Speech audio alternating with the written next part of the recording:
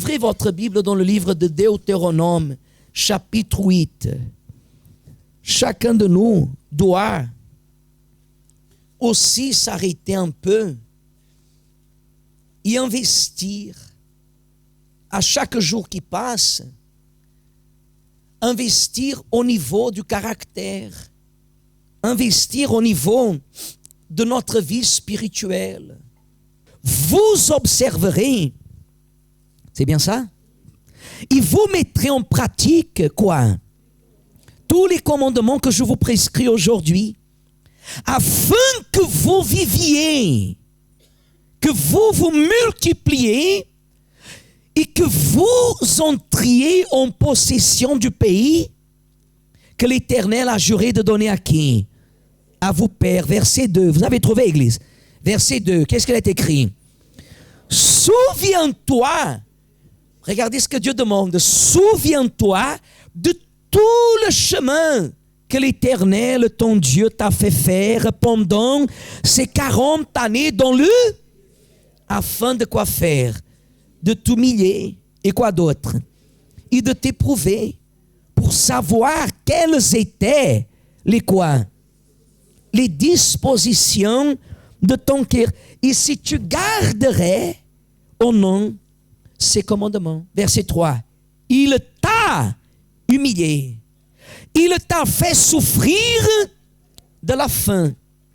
Et il t'a nourri de la manne que tu ne connaissais pas et qui n'avait pas connu tes pères, afin de t'apprendre que l'homme ne vit pas de pain seulement, mais que l'homme vit tout ce qui sort de la bouche. Ton vêtement ne s'est point usé sur toi, et ton pied ne s'est point enflé pendant ces 40 années. Reconnais en ton cœur que l'Éternel, ton Dieu, qu'est-ce qu'il fait? Te châtie comme un homme châtie son enfant.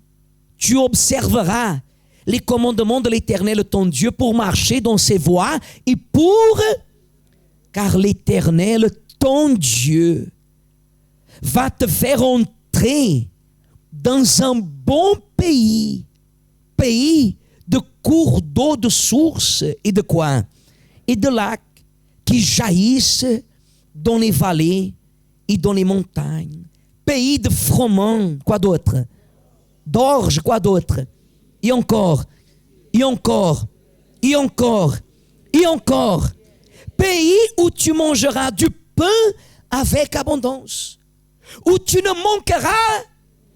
Pays dont les pierres sont du fer, et les montagnes duquel tu tailleras les reins. Lorsque tu mangeras et te rassasieras, tu béniras l'Éternel ton Dieu pour le bon pays qu'il t'a donné. Regardez, pour le bon pays qu'il t'a donné. Mais pour que la personne puisse se rappeler et remercier Dieu du bon pays que l'Éternel lui a donné, qu'est-ce que la Bible dit? Qu'elle doit passer par l'humiliation. Mais la Bible ne dit pas que c'est le diable qui va nous humilier. La Bible dit que Dieu t'a humilié. Et l'humiliation de Dieu, Église, regardez ici le pasteur, l'humiliation que Dieu permet que nous affrontions, ce n'est pas pour nous rendre dans la honte, mais c'est pour former notre caractère. Il t'a humilié. Parce que des fois, la personne devant les hommes, elle est humble. Mais devant Dieu, elle-même, elle sait qui elle est. Et lorsque c'est Dieu qui nous humilie, ce n'est pas pour nous faire du mal, mais c'est pour nous faire du bien. Mais lorsque le diable nous humilie, c'est pour quoi faire? C'est pour nous faire souffrir. L'opprobre. Le désert, Église, regardez le pasteur. Le désert que Dieu permet que nous marchions, ce n'est pas une punition. C'est une préparation. Le désert a comme objectif nous préparer. Et combien plus nous résistons plus grand sera notre désert. La Bible dit qu'ils ont pris 40 ans du Sinaï jusqu'à la terre. 40 ans, Église. 40 années, regardez ici le pasteur. Ils auraient dû prendre largement, mais je vais vous parler en disant comme ça, en faisant le jour de repos, ils auraient pu faire ce trajet en 40 jours. Aujourd'hui, ils disent qu'on marche direct du Sinaï jusqu'à la terre promise, jusqu'à Israël, jusqu'à Canaan. Ils auraient pu faire 16 jours de marche, si c'était un peuple habile. Mais nous allons mettre 40 jours. Ils auraient pu au maximum faire un trajet de 40 jours. Et ils ont pris combien d'années? 40 ans. C'est que des fois la personne, elle peut changer en à peine un an. Des fois ça va se multiplier par 10 ans, 15 ans. Est-ce que vous comprenez? Pourquoi? Parce que la personne, elle murmure. Parce que la personne, elle dit, par exemple, le genre de personne qui sacrifie, il dit qu'elle n'a rien vu. C'est pour cela que nous disons souvent, si vous allez sacrifier et vous ne mettez pas votre vie, ne sacrifiez pas. Ne sacrifiez pas. Elle s'éloigne d'une réalité biblique.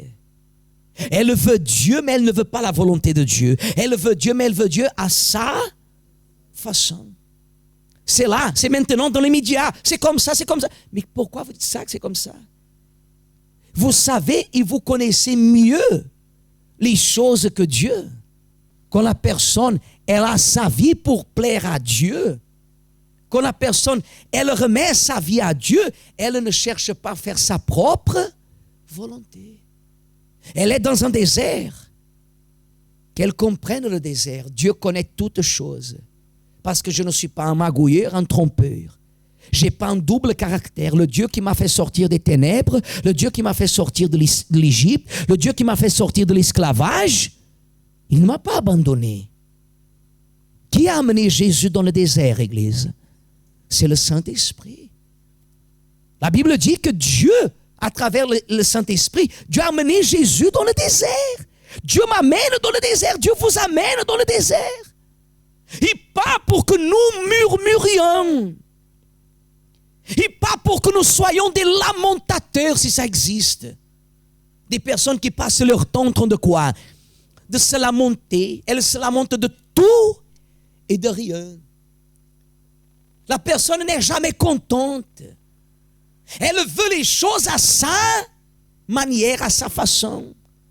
Elle ne veut pas se soumettre au trajet que Dieu, il veut qu'elle passe. Si Dieu me fait passer, si Dieu vous fait passer par un désert, c'est parce qu'il est en train de vous mettre à quoi? À l'épreuve. Il est en train de me mettre à quoi? À l'épreuve. Et Dieu, la Bible dit, il nous a fait marcher à pieds nus. Mais nos pieds ne se sont pas gonflés. Les vêtements, la Bible dit, ne se sont pas usés. Pourquoi? Parce que la personne, elle passe par ces épreuves et elle demeure comment? Si vous sacrifiez sur l'autel, si vous avez sacrifié, ou vous allez sacrifier sur l'autel. La réponse, Église, le déclenchement, il y a des choses qui se déclenchent dans l'immédiat, mais qui ne sont pas nécessairement visibles dans l'immédiat.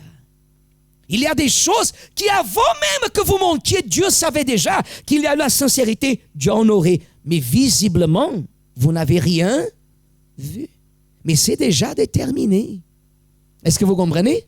C'est déjà déterminé. Mais apparemment, les choses demeurent toujours pareilles. Pourquoi? Parce que Dieu est en train de nous faire passer par quoi? Par le désert.